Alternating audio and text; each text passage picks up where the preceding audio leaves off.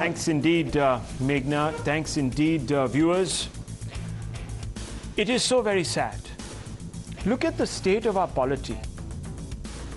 To bury Islamist radicalism, to perpetuate a fake narrative that only Hindutva terror rages in the nation, a cabal of Latvian pseudo-secularists has run a sustained campaign dismissing the pain and trauma of thousands of women. These women have survived a systematic terror campaign aimed at converting them to serve Islamist terrorists in ways too demeaning to mention. Their suffering inspired a movie called The Kerala Story. That movie is today being bitterly opposed. It is banned in Bengal, there is a de facto ban in Tamil Nadu, and every stripe of human rights activist viewers concerned about democracy, free speech in our country says that this movie should not be watched, that it is pathetic, it is lies, it is propaganda, paid propaganda. Worse, the ecosystem is invested in dismissing the narrative that the film portrays, as I said, as fake. The ecosystem says the movie depicts a lie aimed at demonizing Muslims. Viewers, if anyone has gone and watched the movie, it doesn't demonize Muslims. It exposes a conspiracy hatched by Islamist radicals like the Caliphate or the ISIS. Surely, viewers, a majority of Muslims in this country have nothing to do with the Islamic State of the Levant, or ISIS as it is called, or Al-Qaeda, or Lashkar-e-Toiba, or just about any other terrorist group. Sick of seeing this movie inspired by their real life story being dismissed as lies, as propaganda, these brave women who have survived these ordeals have now been compelled to speak out to set the record straight and blunt an attack on their dignity. Indeed, 26 women survivors today had to endure the double trauma of retelling in heartbreaking detail how they were exploited by terror groups and their agents. Here's an excerpt from the press conference that these women, these brave women, these survivors, were forced to hold today. To do what, viewers? To redeem themselves needlessly in the face of, as I told you, a scurrilous campaign, not just against the movie, but the content of the film, which is inspired by the story of these and thousands of other women. Listen in, viewers. They started to share videos of Zakir, Naik and Akbar and all.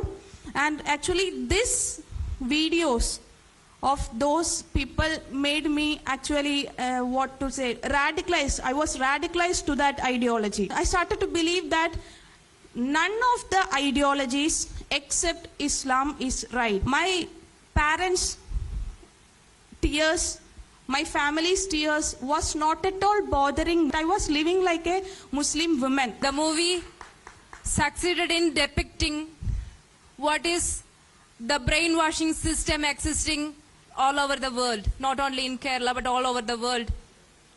And it is succeeded in depicting what is love trap jihad is. The movie got succeeded in depicting what the recruiting system existing in our country. They were identified not through records, they were identified by their patterns of, they had been so radicalized or they were so brainwashed into a different ideology or state of mind. Pattern of interactions with their family, pattern of interactions with their closed ones had changed so much that they had become averse to their own families. They wanted to leave their families.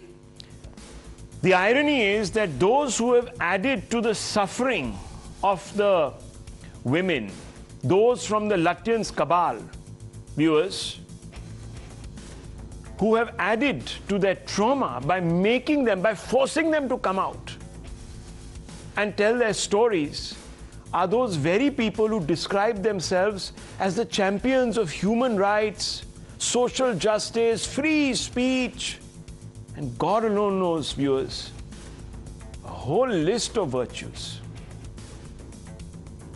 These hypocrites, these virtues signaling hypocrites, should hang their heads in shame because their character assassination campaign and their opposition to the movie that is telling a story is providing cover to Islamist terrorists who are going about with impunity, desecrating the fundamental rights of thousands of women, playing with their futures. Viewers, these people are sick in the mind. And you know why they're doing it?